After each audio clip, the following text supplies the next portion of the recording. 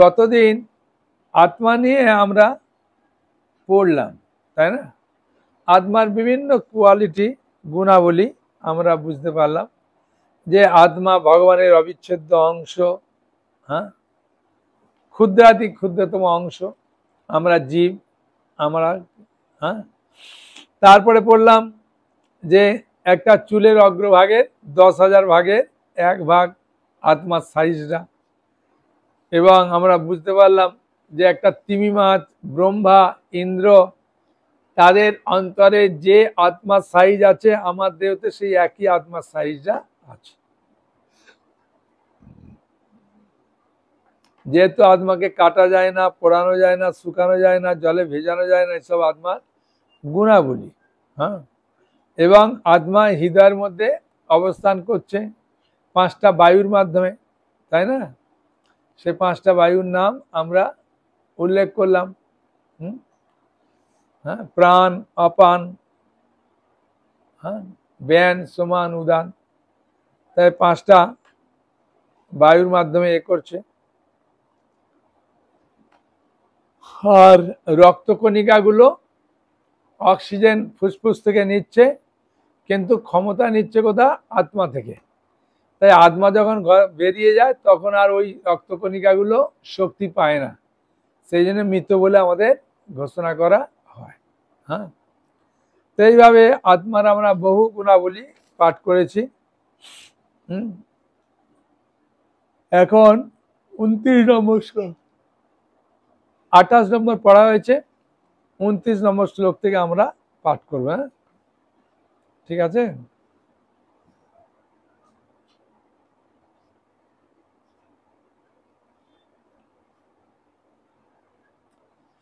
আমি পড়ার পরে যদি আপনারা পড়বেন তাহলে আরো ভালো হবে, সুন্দরভাবে লাগবে, বুঝতে পারবেন, হ্যাঁ, ঠিক আছে?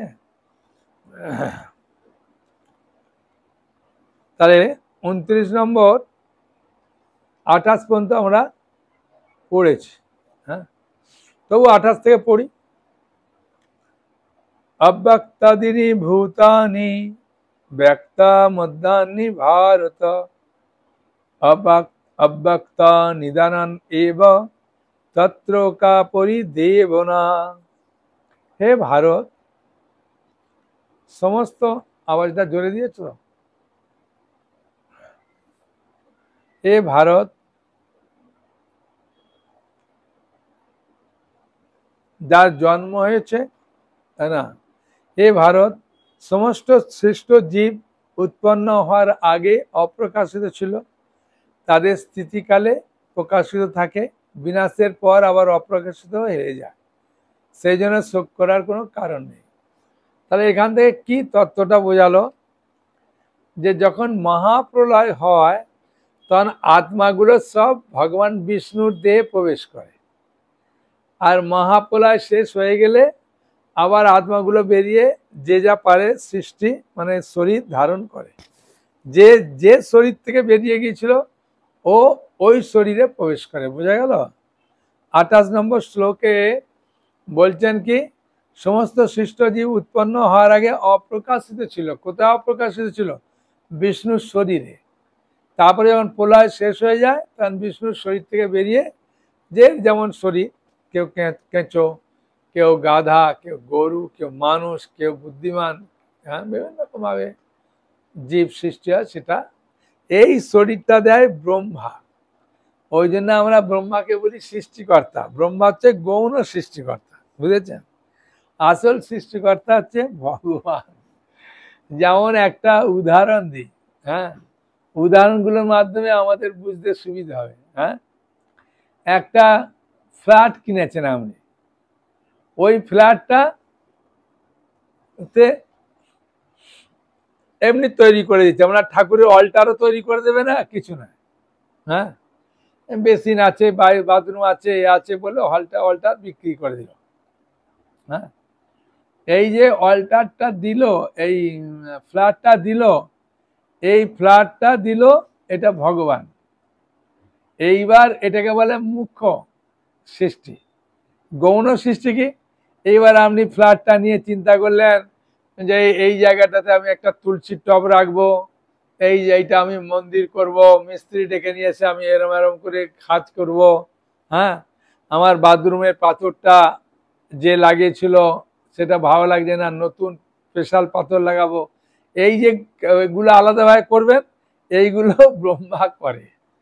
মানে আমাদের আসল সৃষ্টি করেন ভগবান, তারপরে যখন প্রলয়কালে একটা যে দেহ পাবো ওই দেহটা তৈরি করে ব্রহ্মা। 29 নম্বরে আশ্চর্যবাদ পশ্যতি কষ্টিদেনাম, আশ্চর্যবাদ, তুমি পড়ো, আশ্চর্যবাদ বদতি ততৈব চান্ন, আশ্চর্যবচৈ অনমন্য শ্রীয়তি, শ্রুত্তাপি অন্নং বেদ ন চৈব কশ্চিৎ, আশ্চর্যবাদ পশ্যতি কশ্চিৎ এনম, আশ্চর্যবাদ পশ্যতি কশ্চিৎ এনম, আশ্চর্যবাদ বদতি ততৈব চান্ন। হ্যাঁ, চ অন্ন, আশ্চর্যবাদ চ এনম অন্ন শৃণোতি, শ্রুত্তা অপিনং বেদ ন চৈব কশ্চিৎ। কেউ এই আত্মাকে আশ্চর্যভাবে দর্শন করেন, কেউ আশ্চর্যভাবে বর্ণনা করেন, কেউ আশ্চর্য জ্ঞানে শ্রবণ করেন, কেউ তো আত্মাকে দেখেন না। আত্মা সম্বন্ধে শাস্ত্রতে সম্পূর্ণ জ্ঞান না থাকলে এরকমই ভাববে।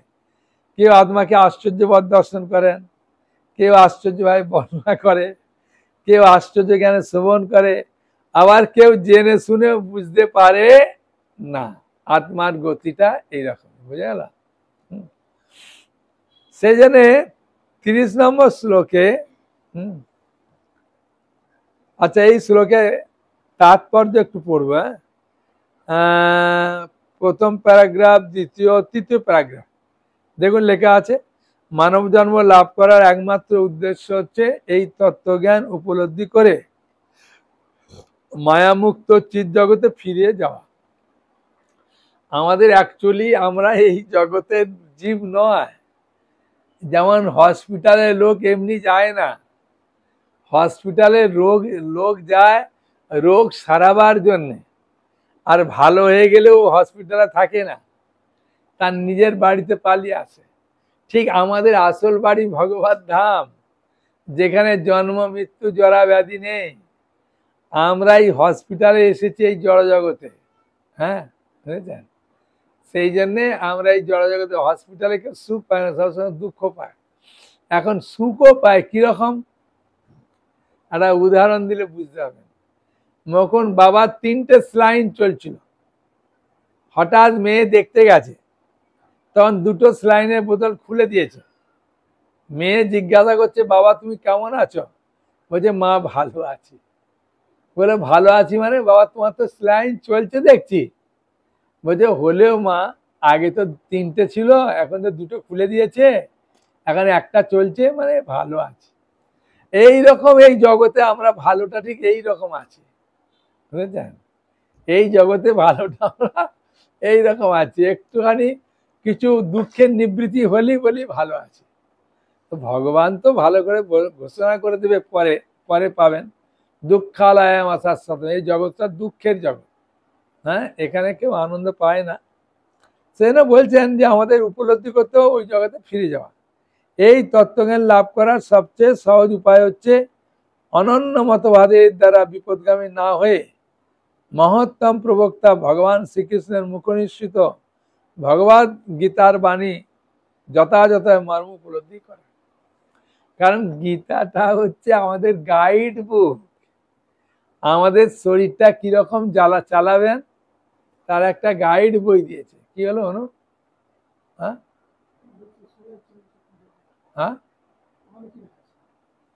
পুরা সাদা দেখাচ্ছে, ঘুরছে, জুম ওয়ার্ক প্লেস।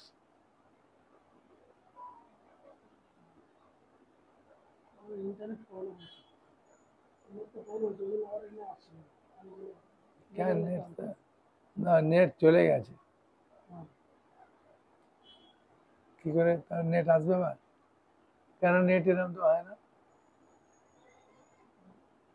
ওইগুলো একটু ভালো করে টাইট করে রাখো। টাইট আছে তো।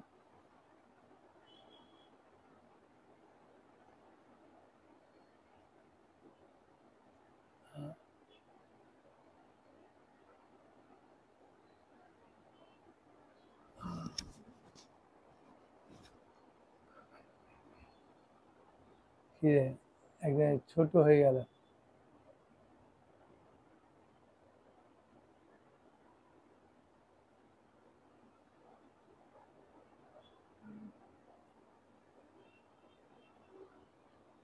মাঝে মাঝে নেট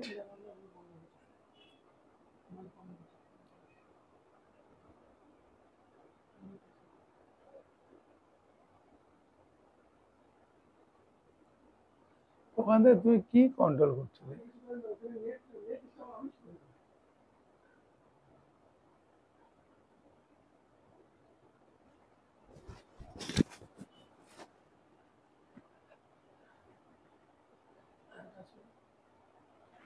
মাঝে মাঝে নেটের একটু প্রবলেম হচ্ছে তো, সেই জন্যে ক্লাসটাও একটু অন্যরকম হয়ে যাচ্ছে।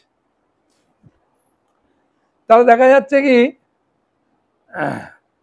এই এই যে তাৎপর্যটা পড়ালাম, এখান থেকে আমরা বুঝতে পারছি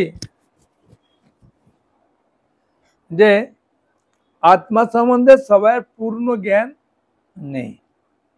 হ্যাঁ, আমরা শাস্ত্রগ্রন্থ পাঠ করলেও পূর্ণ জ্ঞান আত্মা সম্বন্ধে বোঝা খুবই কঠিন। আমরা যেমন বুঝি যে আত্মা ভগবানের অংশ, হ্যাঁ, আত্মাকে পড়ানো যায় না, কাটানো যায় না, ভেজানো যায় না, বিভিন্ন রকমভাবে জানলাম। কিন্তু এখানে বলছেন যে আশ্চর্যভাবে কেউ জেনে শুনেও আত্মাকে বুঝতে পারে না। 30 নম্বরে, দেহি নিত্যম অবদ্ধ অয়ম দেহে সর্বস্ব ভারত তস্মাৎ সর্বাণি ভূতানি না তং সচিতুম অর্ষি। দেহি নিত্যম অবদ্ধয়ম দেহে সর্বস্ব ভারত তস্মাৎ সর্বাণি ভূতানি না তং সচিতুম অর্ষি। হে ভারত, প্রাণীদের অবস্থিত আত্মা অবদ্ধ, মানে তাকে বধ করা যায় না। অতএব কোনো জীবের জন্য তোমার শোক করা উচিত নয়। অতএব তুমি যে মনে করছিলে আমার পিতামহ আর ভীষ্মদেবের জন্যে, ওদের আত্মাকে তো অবদ্ধ, আত্মাকে তো বধ করতে পারে না কেউ। এই জড় শরীরটা ত্যাগ হবে, ঠিক আছে। সধর্মমপি চা অবেক্ষা না বিকম্পিতম অহর্ষি ধর্মাদি যুদ্ধাশ্রয়ান্নাৎ ক্ষত্রিয়াসন বিদ্যতে। বলছে ক্ষত্রিয় রূপে তোমার স্বধর্ম বিবেচনা করে তোমার জানা উচিত যে ধর্ম রক্ষার্থে যুদ্ধ করার থেকে অধিকতর ক্ষত্রিয়ের মঙ্গল করা আর কিছু নেই। তাই তোমার দ্বিধাগ্রস্ত হওয়া উচিত নয়, বুঝেছেন। হ্যাঁ, ক্ষত্রিয়, ক্ষত্রিয় কথার অর্থ শিলা প্রভুপাদ তাৎপর্য দিয়েছে, দেখুন 2 লাইন, 1 লাইনের পরে। ক্ষত অর্থটি হচ্ছে আঘাত, আঘাত বা বিপদ থেকে ত্রাণ করে, যে ত্রাণ করে সে হচ্ছে ক্ষত্রিয়, বুঝেছেন। মানে বিপদ বা আঘাত থেকে যে রক্ষা করে তাকে বলে ক্ষত্রিয়। তাই অর্জুনকে বলছে তোমার পক্ষে ক্ষত্রিয় তো, তোমার পক্ষে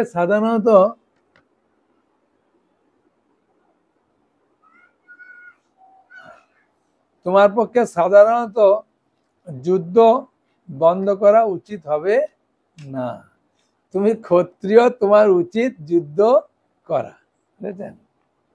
এখন 31 আর 32-এ এই দুটোতে অর্জুন প্রথম অধ্যায়ের পরিপ্রেক্ষিতে বলেছিল যে স্বধর্ম বা কর্তব্য কর্ম সম্পাদন করা উচিত। হ্যাঁ, সেই হিসাবে ভগবান, হ্যাঁ, এই কথাগুলোকে তাকে মনে করিয়ে দিচ্ছে। হ্যাঁ, বুঝেছেন। যখন আমরা দেখি বাবা মায়ের সঙ্গে কোনো কারণে একটু কথা কাটাকাটি ঝগড়া হয়, তখন আগে মা কি বলেছিল কি বাবা কি বলেছিল সেইটা তুলে মাও বলতে পারে বা বাবাও বলে। হ্যাঁ, বুঝেছেন। তা অর্জুন প্রথম অধ্যায়ে বলেছিল স্বধর্ম আচরণ করা উচিত, সেই জন্য ভগবান বলছেন তুমি ক্ষত্রিয়, তোমার স্বধর্ম আচরণ মানে যুদ্ধ করাটাই উচিত। হ্যাঁ, বুঝেছেন? যদৃচ্ছয়া সপন্ন স্বর্গোদারম অপাবৃতম সুখিন ক্ষত্রিয়া পার্থ লভন্তে যুদ্ধমেদিশম। হে পার্থ, স্বর্গদ্বার উন্মোচনকারী এই প্রকার ধর্মযুদ্ধে অংশগ্রহণ করার সুযোগ না চাইতেই যেসব ক্ষত্রিয়ের কাছে আসে তারা সুখী হয়। তুমি তো ক্ষত্রিয়, তোমার তো কাজ যুদ্ধ করতে হবে, ঠিক আছে, কিন্তু তুমি বিভিন্ন কারণ দেখাচ্ছিলে, কিন্তু ওই কারণগুলো তোমার বলা ঠিক নয়।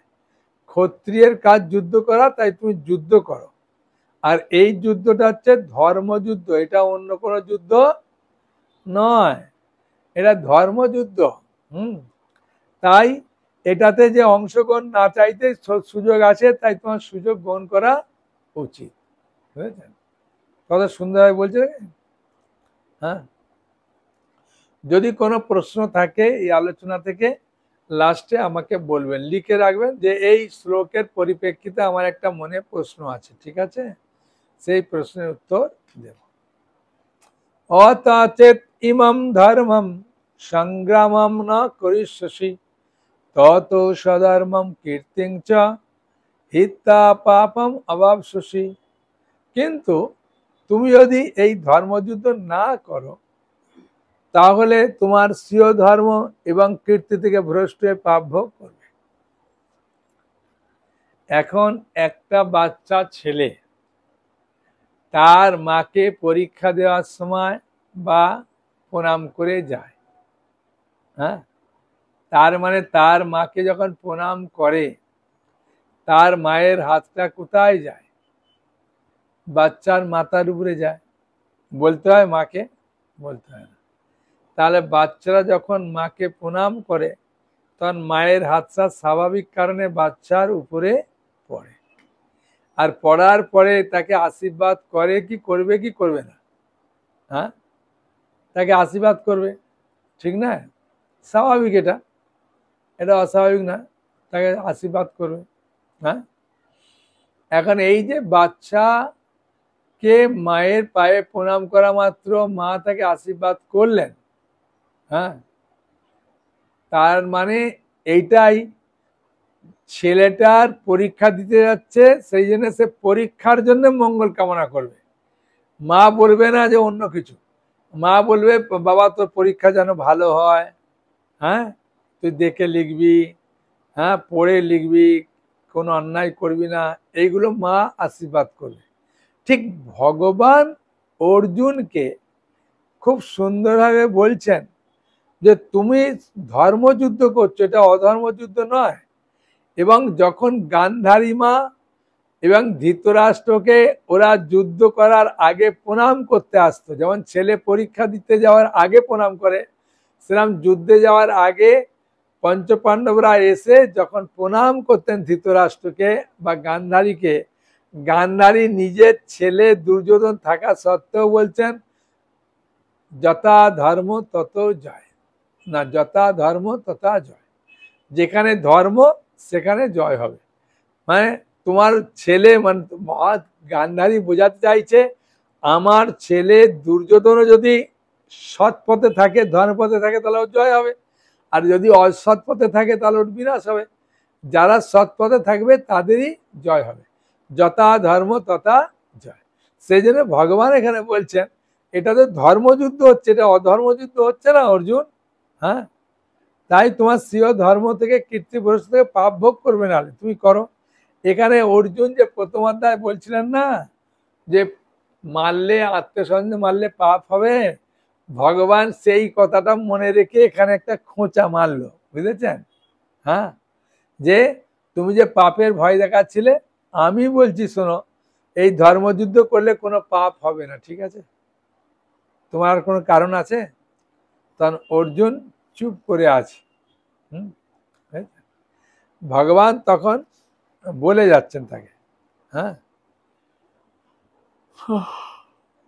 এই পাপের যে ভয়, 33 থেকে 37 নম্বর এই কয়েকটা শ্লোকে পাপের ভয়কে খণ্ডন করছে ভগবান এক একটা শব্দ বলে বা উদাহরণের মাধ্যমে। অকৃতিং চাপি ভূতানি কতয়িষ্যন্তি তে অব্যয়ম সম্ভাবিতস্য চ কীর্তিম মরণাতিরিচ্যতে। বলছে অকৃত্রিম চাপি ভূতানি কতয়িষ্যন্তি তে অব্যয়ম সম্ভাবিতস্য অকীর্তি মরণাৎ অতিরিচ্যতে। সমস্ত লোক তোমার কীর্তিনতার কথা বলবে, আর যে কোনো মর্যাদাবান লোকের পক্ষে অসম্মান মৃত্যু অপেক্ষা অধিকতর। যারা সম্মানীয় ব্যক্তি তাদের যদি সম্মান নষ্ট হয় তাদের মৃত্যু তুল্য মনে করে, বুঝেছেন? তারা খুব কষ্ট পায়। হ্যাঁ, সেই জন্য ভগবান অর্জুনকে বলছে, অর্জুন শোনো, তুমি যে কথাগুলো বলছো যে যুদ্ধ করব না এ করবো না, এটা তোমার যে কীর্তি আছে না, তুমি ভালো যোদ্ধা, সেটা নষ্ট হয়ে যাবে। আর এটা মৃত্যু অপেক্ষা অধিকতর দুঃখজনক, তুমি সহ্য করতে পারবে না। তাই আমি বলছি তুমি যুদ্ধ করো। ভয়াদ রণদু পরতং মৎসন্তে তং মহারথা যেষম চ তং বহুমত ভূত্তা যাস্যসি লাঘবম। কত সুন্দরভাবে বলছেন ভগবান। কি বলছেন? সমস্ত মহারথীরা মনে করবে, শুধু একজন দুজন মনে করবে না। হ্যাঁ, সমস্ত মহারথীরা মনে করবেন যে তুমি ভয় পেয়ে যুদ্ধ ত্যাগ করে হ্যাঁ তুমি চলে গেছো। তাই তুমি যাদের কাছে সম্মানিত ছিলে তারাও তোমাকে সম্মান দেবে না, হ্যাঁ, অসম্মান করবে, তুচ্ছ-তাচ্ছিল্য করবে। যেমন ভোটে হেরে গেলে, হ্যাঁ, যখন হারে না, যখন জয়তে যায় তখন সবাই খুব, যাই হেরে যায় তখন অনেকেই পালিয়ে যায় তো বটে ওর সঙ্গতে, যে ভাই এর কাছে থাকলে ভাই মার খেতে হবে, হ্যাঁ হেরে গেছে, তাই ওখান থেকে পালিয়ে যায়। আর অনেকে তখন তুচ্ছ তাচ্ছিল্য, ইস হেরে গেলি, কিরকম তুই সমাজে কাজ করতে গেলি, তুচ্ছ। তাই অর্জুনকে সবাই তুচ্ছ তাচ্ছিল্য করবে যে অর্জুন তুমি কি করছো, হ্যাঁ, তুমি এদের ভয়ে পালিয়ে গেলে, সবাই তখন তুচ্ছ তাচ্ছিল্য করবে। 36 নম্বর অবাচ্যবাদাঞ্চ বহুন বদিষ্যন্তি তবাহিতা। অবাচ্যবাদাঞ্চ বহুন বদিষ্যন্তি তবাহিতা নিন্দান্তুস্তব সামর্থ্যং তত দুঃখ তরানুকিম। তোমার শত্রুরা তোমার সামর্থ্যের নিন্দা করে বহু অকথ্য কথা বলবে, তার চেয়ে অধিকতর দুঃখদায়ক তোমার পক্ষে আর কি হতে পারে। হ্যাঁ, হতো বা প্রাপ্স্যসি স্বর্গম। 37 স্বর্গং জিত্বা বা ভক্ষসে মই তস্মাৎ উত্তিষ্ঠ কুন্তেয় যুদ্ধায় কৃত নিশ্চয়। হে কুন্তি পুত্র, এই যুদ্ধে নিহত হলে তুমি স্বর্গ লাভ করবে, দুটোতেই ফল আছে। হ্যাঁ, নিহত হলে স্বর্গ লাভ করবে, আর জয়ী হলে পৃথিবী ভোগ করবে। অতএব যুদ্ধের জন্য দৃঢ় সংকল্প হও, উত্থিত হও, তোমার তো দুটোতেই লাভ। হ্যাঁ, বুঝেছেন? ভগবান বলছে তোমার দুটোতেই লাভ। কি লাভ না, তুমি যদি জয় লাভ করো তাহলে রাজ্য ভোগ করবে, আর যদি মারা যাও স্বর্গে যাবে, দুটোতেই তো সুখ ভোগ আছে, অসুবিধে কি? এইখানে যে স্বর্গের কথা বলেছে না, হ্যাঁ 37 নম্বরে, এই স্বর্গ লাভ মানে আমরা জানি ভুব স মোহ জন তপ সত্য, 7টা লোক উপরে আছে। তা এই উপর দিকে যাওয়াটাকে স্বর্গ বলে, ঠিক আছে? মানে ঊর্ধ্ব দিকে যাওয়াটাকেই বলা হয় স্বর্গ। হ্যাঁ, এমনি একটা স্বর্গলোক আছে, সেখানেও যাবে, কিন্তু তার থেকে ঊর্ধ্বে গোলক বৃন্দাবনে যাওয়ার ইচ্ছা করতে হবে। তার 37-এ ভগবান বলে দিলেন একদম, এই ওঠো, উঠে যুদ্ধ করো। হ্যাঁ, যখন মা ছেলেকে ডেকে ওঠে না, তখন একটু রেগে মেগে বলে না, হে খোকা ওঠ, নাহলে দেবো গায়ে জল ঢেলে, জোর করে বলে না। তাই ভগবান অর্জুনকে বলছেন, হে কুন্তিপুত্র, এই যুদ্ধে নিহত হলে স্বর্গ লাভ করবে, জয়ী হলে পৃথিবী ভোগ করবে, যুদ্ধের জন্য দৃঢ় সংকল্প, ওঠো ওঠো ওঠো ওঠো। হ্যাঁ, কেন বসে আছে না অর্জুন? যুদ্ধ করবে না বলে গান্ডি ফান্ডি রেখে দিয়েছিলেন না, সেজন্য ভগবান তাকে উঠতে বলছে, ওঠো। হ্যাঁ, বলার পরে ভগবান এই 38 নম্বর শ্লোকে আবার একটা সিদ্ধান্ত দিচ্ছে। কি সিদ্ধান্ত দিচ্ছে শুন, সুখ দুঃখে সমাকৃতা লাভা লাভ জয়া জয় তত যুদ্ধায় যুদ্ধস্য নৈবম পাপম অবাপসি।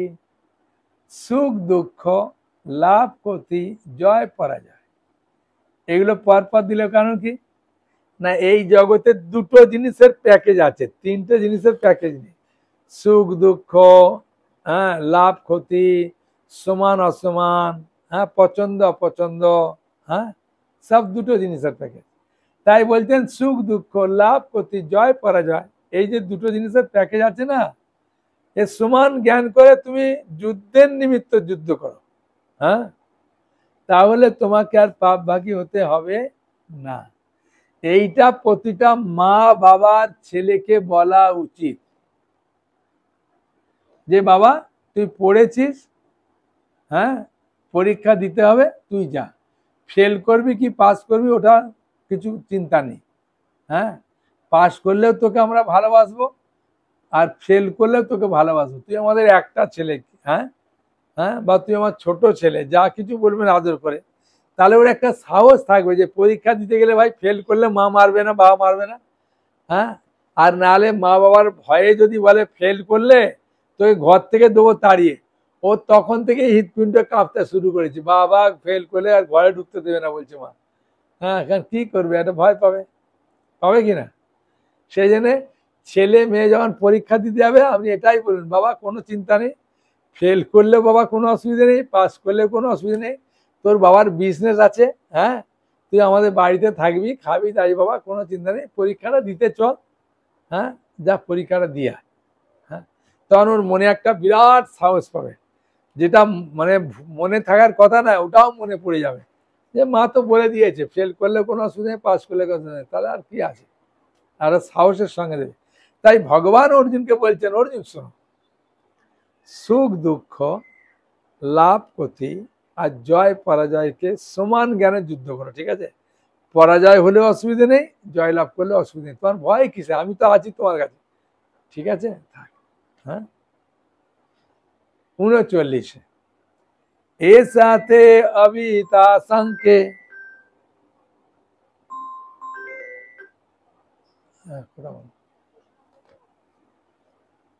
এসাতে অবিতা সংকে বুদ্ধির যোগে তিমাম শ্রীণু বুদ্ধাযুক্ত জয়া পার্থ কর্ম বন্ধং পুরাশসি।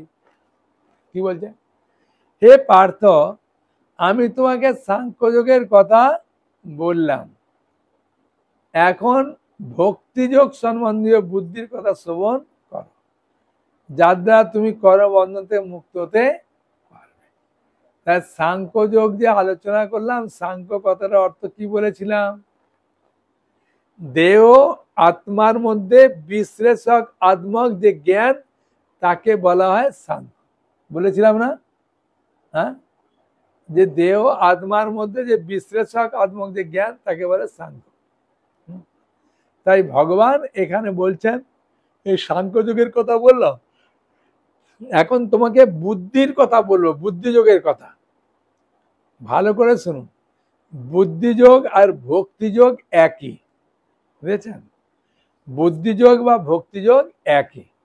40 নম্বর শ্লোকটা সবাই মুখস্থ করবেন, 40 নম্বর শ্লোকটা খুব গুরুত্বপূর্ণ।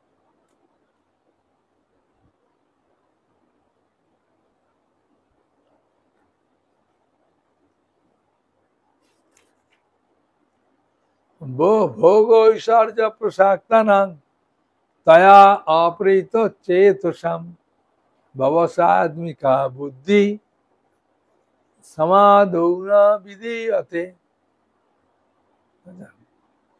বলছেন যারা ভোগ এবং ঐশ্বর্য সুখে একান্ত আশ্রয়, যারা ভোগ আর ঐশ্বর্য একান্ত আশ্রয়, সেই সমস্ত বিবেক বর্জিত মূঢ় ব্যক্তিদের বুদ্ধি সমাধি অর্থাৎ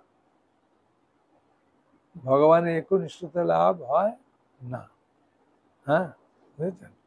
যারা ভোগ ঐশ্বর্য সুখে একান্ত আসক্ত, হ্যাঁ, সেই সময় বিবেক বর্জিত ব্যক্তিদের বুদ্ধি সমাধি, ভগবানের একনিষ্ঠতা লাভ হয় না।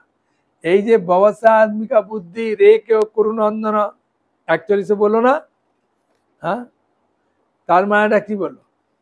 যাদের বুদ্ধিটা স্থির হয়েছে তাদের একরকম ফল, আর যাদের বুদ্ধিটা স্থির নেই, হ্যাঁ, চঞ্চল, হ্যাঁ, তাদের কি গতি হবে এখানেতে বলছে যে যারা ভোগ ঐশ্বর্যে একদম পুরো আসক্ত, সেই সমস্ত বিবেক বর্জিত মূঢ় ব্যক্তিদের বুদ্ধি সমাধি, হ্যাঁ, ভগবানের একনিষ্ঠতা লাভ হয় না।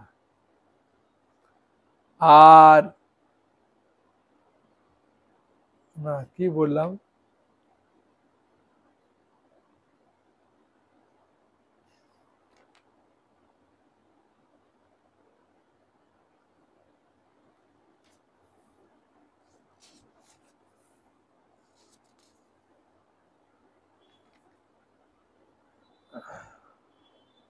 এখন যাদের বুদ্ধি ভগবানের ভোগ এবং ঐশ্বর্যে একান্ত আসক্ত, সেই সমস্ত বিবেক বর্জিত মূঢ় ব্যক্তিদের বুদ্ধি সমাধি অর্থাৎ ভগবানের একনিষ্ঠতা লাভ করতে পারে না। হয়ে গেল 45 নম্বর। ত্রৈগুণ্য বিষয়াবেদা নৈগুণ্য ভবার্জুন নির্দ্বন্দ্ব নিত্য সত্যস্থ নির্যোগাখ্যাম আদবান। বেদে প্রধানত জড়া প্রকৃতির 3টি গুণ সম্বন্ধে আলোচনা করা হয়েছে।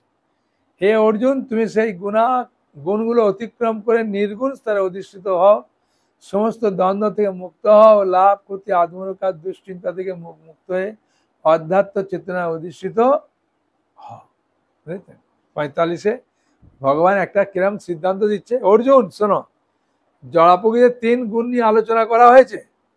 হে অর্জুন, তুমি সেই গুণগুলোকে অতিক্রম করো, অতিক্রম করে করে নির্গুণ স্তরে অধিষ্ঠিত হও, হ্যাঁ, সমস্ত দ্বন্দ্ব থেকে মুক্ত হও, লাভ ক্ষতি আত্মরক্ষা দুশ্চিন্তা থেকে মুক্ত হয়ে অধ্যাত্ম চেতনা অধিষ্ঠিত হও। হ্যাঁ, আজকে আমরা পড়লাম 45 নম্বর পর্যন্ত, ঠিক আছে? এখন প্রশ্ন উত্তর নেব, হ্যাঁ, কয়েকটা।